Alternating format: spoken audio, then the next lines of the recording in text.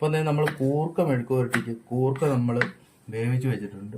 അതിന് വേണ്ട ഇൻഗ്രീഡിയൻസ് നമ്മളിത് ശകലം തേങ്ങാക്കൊത്ത് ഒന്ന് അരിഞ്ഞെടുക്കുകയാണ്. ശകലം കറിവേപ്പില നമ്മൾ എടുത്തിട്ടുണ്ട്, ഉണക്കമുളക്. പിന്നെ നമ്മൾ കൂർക്കയ്ക്കകത്ത് ഇട്ടേക്കുന്നതെന്ന് പറഞ്ഞാൽ ശകലം മഞ്ഞൾപ്പൊടി, മുളക് പൊടി, ചെറുള്ളിയും കൂടി ഇട്ട് ഉപ്പും കൂടി ഇട്ട് വേവിച്ച് വെച്ചേക്കുന്നുണ്ട് കുക്കറിനകത്ത്. അപ്പോൾ നമുക്ക് ഒന്ന് താളിക്കാം. അപ്പോഴത്തേക്ക് നമ്മൾ കൂർക്ക എന്ന് കിട്ടിയിട്ടുണ്ട്. നമ്മൾ കൂർക്ക മെഴുക്ക് പുരട്ടി ഉണ്ടാക്കാൻ പോവാണ്. ഇത് കൂർക്ക നമ്മൾ കുക്കറിലിട്ട് അടിച്ച് വെച്ചിട്ടുണ്ട്. ഇതിനകത്ത് ഇട്ടേക്കുന്നതെന്ന് പറഞ്ഞാൽ ചില മഞ്ഞൾപ്പൊടി, മുളക് പൊടി, ചെറുള്ളിയും കൂടി ഇട്ട് ഉപ്പും കൂടി ഇട്ട് നമ്മൾ വേവിച്ച് വെച്ചേക്കും. വേണ്ട, ഇനി ഇതൊന്ന് നമുക്കൊന്ന് താളിച്ചെടുക്കാം. അപ്പോഴത്തേക്ക് നമ്മുടെ എണ്ണ ചൂടായിട്ടുണ്ട്. കടുക് നമ്മൾ ഇട്ട് കൊടുക്കണം. അതിന് ശേഷം നമ്മൾ അരിഞ്ഞു വെച്ചിരിക്കുന്ന തേങ്ങാക്കൊത്ത് അത് നന്നായിട്ടൊന്ന് മൂപ്പിച്ചെടുക്കാം.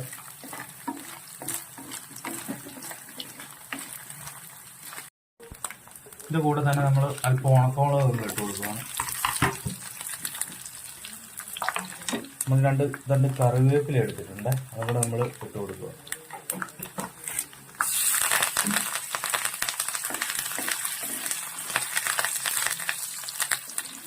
അതുപോലെ നമ്മുടെ തേങ്ങ കൊത്ത് നന്നായിട്ട് മൂത്ത് വന്നിട്ടുണ്ട്. ഇനി നമുക്കിതിലേക്ക് അല്പം മസാല നമുക്ക് ചേർത്ത് കൊടുക്കാം. നമ്മൾ മസാല എടുത്തേക്കുന്ന അല്പം മഞ്ഞൾപ്പൊടി എടുത്തിട്ടുണ്ട്, മല്ലിപ്പൊടി എടുത്തിട്ടുണ്ട്, മുളക് പൊടി എടുത്തിട്ടുണ്ട്, പെരിഞ്ചീരപ്പൊടി എടുത്തിട്ടുണ്ട്. ഇത്രയാണ് നമ്മൾ ഇതിൻ്റെ മസാലയായിട്ട് ചേർക്കുന്നത്. ഇനി നമ്മൾ ഈ മസാല നമുക്ക് അതിലേക്ക് ഇട്ട് കൊടുക്കാവേ. മസാല ഇടുമ്പോൾ നമ്മൾ തീ ശല്യം കുറച്ച് കൊടുക്കണേ, അല്ലെങ്കിൽ മസാല കരിഞ്ഞു പോകും.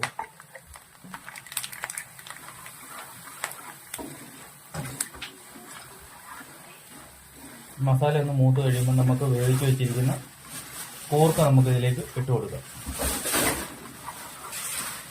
അതായത് നമ്മുടെ മസാല എല്ലാം മൂത്തിട്ടുണ്ട്. ഇനി നമുക്ക് അതിലേക്ക് കൂർക്ക നമുക്ക് ഇട്ട് കൊടുക്കാം.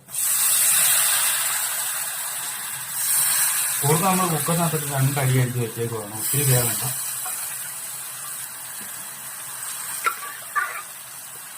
തേങ്ങാക്കൊത്തൊക്കെ ഇട്ട് കഴിയുമ്പോൾ ഒരു കടിക്കാനൊക്കെ ഒരു നല്ല കഴിക്കാനും ഒരു ചെറിയ കടി കിട്ടുമ്പോൾ ഒരു പ്രത്യേക ടേസ്റ്റ് കിട്ടും.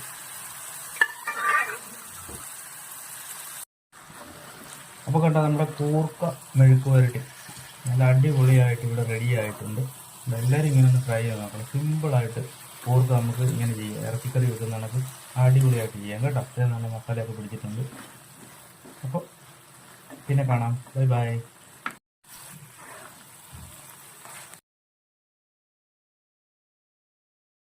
അപ്പോൾ നമ്മൾ കൂർക്ക മെഴുക്ക് പുരട്ടിക്ക് കൂർക്ക